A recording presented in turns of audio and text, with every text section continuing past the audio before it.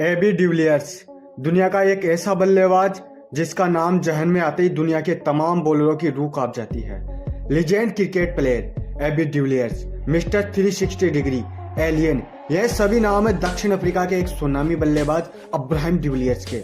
दक्षिण अफ्रीका का यह अद्भुत खिलाड़ी काउंटर अटैक के लिए जाना जाता है। इसका काम केवल बॉलरों को सदमे में डालना है। एबी डिविलियर्स एक ऐसा बल्लेबाज है जिसका सामना होने से पहले ही बॉलर रणनीति बनाना शुरू कर देते हैं। टीम के कप्तान डिविलियर्स को रोकने के लिए स्पेशल प्लान तैयार करते हैं, लेकिन दोस्तों डिविलियर्स के सामने कोई भी प्लान काम नहीं करता। दोस्तों आज मैं आपको बताऊंगा एक ऐसे मैच की कहानी जिसमें डिविलियर्स ने बताया अगर बात मेरे दोस्त विराट कोहली पर आई तो वह उनके लिए कुछ भी कर सकते हैं। कोई दूसरी टीम का प्लेयर अगर मेरे दोस्त को बुरा भला कहेगा तो उस प्लेयर का मैं करियर ही खत्म कर दूंगा। बात है सन 2016 की। जगह बेंगलुरु का चिन्ना स्वामी स्टेडियम, वक्त शाम के 7 बजे। एक तरफ थी सीजन का अपना पहला मैच खेल रही सुरेश रैना की टीम गुजरात लायंस और दूसरी तरफ थी किंग कोहली की टीम रॉयल चैलेंजर बेंगलुरु। ये जंग सेमीफाइनल की जंग थी। जो भी टीम हारती वह अपने घर जाती। टॉस के लिए दोनों टीमों के कप्तान मैदान पर थे। सिक्के को उछाला जाता है और सिक्का किंग कोहली के पक्ष में गिरा तो कोहली ने टॉस जीतकर पहले फील्डिंग करने का फैसला लिया और गुजरात लायंस को पहले बल्लेबाजी करने के लिए आमंत्रित किया। गुजरात की तरफ से बल्लेबाजी करने के लिए आते हैं कप्तान खुद सुरेश रैना और वेस्ट इंडीज के खतरनाक ऑलराउंडर डीजे ब्रावो, और आते ही आरसीबी के गेंदबाज पर भूखे शेर की तरह टूट पड़ते हैं, लेकिन वह भी ज्यादा देर तक नहीं टिक पाते हैं। जल्दी ही पवेलियन लौट जाते हैं। अपने 20 ओवरों की पारी में गुजरात लायंस ने बेंगलुरु को 159 रन का टारगेट दिया। अब बेंगलुरु को जीत के लिए 120 गेंदों में 159 रन की जरूरत थी। इतने कम स्कोर को देखकर बेंगलुरु के प्रशंसक काफी खुश हुए।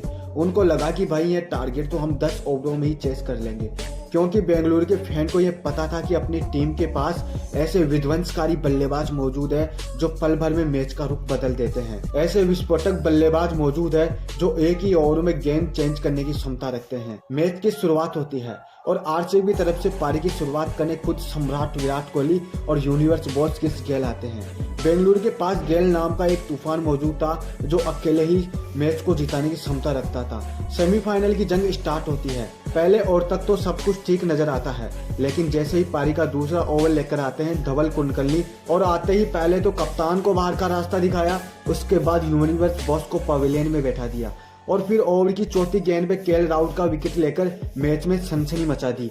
एक ही ओवर में 3 विकेट गिरने के बाद मैच का रुख एकदम से पलट गया। इससे पहले सभी को लग रहा था कि आरसीबी यह मैच एकतरफा तरीके से जीत जाएगी, लेकिन अब यह मैच फंस चुका था। क्रिकेट का किंग यूनिवर्स बॉस और लेजेंड राहुल आउट होकर पवेलियन में बैठे थे। गुजरात के बॉलरों के सामने बेंगलुरु की पूरी टीम बिखर सी गई थी।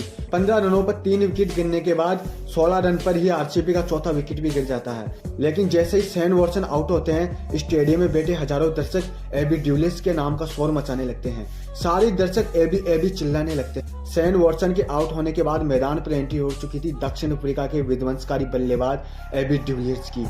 भले ही 16 रन पर 4 विकेट गिर गए हो, लेकिन बेंगलुरु का कप्तान को यह पता था कि जब तक मैदान पर एबी डिविलियर्स मौजूद है तब तक दुनिया की कोई भी ताकत हमसे ये मैच नहीं छीन सकती। जब तक मैदान पर मिस्टर 360 डिग्री एबी डिविलियर्स मौजूद है हमसे यह मैच कोई भी नहीं छीन सकता। डिविलियर्स जब मैदान पर आते हैं तब बेंगलुरु का स्कोर 16 रन पर 5 विकेट था। वहां से धीरे धीरे डिविलियर्स ने पारी को संभाला और विकेट के एक छोर पर टिक गए, लेकिन अभी भी गुजरात के बॉलरों का खौफ जारी था। एक तरफ से लगातार विकेट गिरते जा रहे थे। जिस बल्लेबाज का लोहा पूरी दुनिया मानती थी, जिसके सामने दुनिया के तमाम बॉलर तमीज से फेस आते हैं, जिसके सामने बॉलर अपना सिर झुकाते हैं, उसको उस दिन गुजरात के बॉलर आंख दिखा रहे थे, लेकिन वह शायद भूल चुके थे कि आज उनका काल सामने खड़ा है। अब धीरे धीरे एबी ने अपना स्वाभाविक गेम खेलना शुरू किया। रिक्वायर्ड रन रेट काफी बढ़ चुका था। यहाँ से मैच जीतना अब थोड़ा मुश्किल था, लेकिन अभी भी डिविलियर्स मैदान पर मौजूद था। थोड़ी देर पहले जो बॉलर हावी नजर आ रहे थे अब उनके पसीने निकलने शुरू हो गए थे।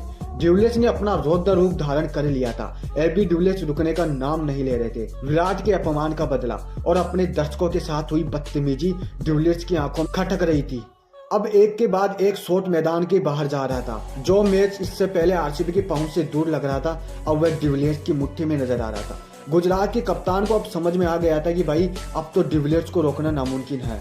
जैसे जैसे डिविलियर्स गेंद को मैदान के बाहर पहुंचा रहे थे वैसे वैसे किंग जीत का जश्न मना रहे थे, और एक वक्त ऐसा आया जब डिविलियर्स ने इस छक्के के साथ बेंगलुरु को यह मैच 2 ओवरों पहले ही जिता दिया।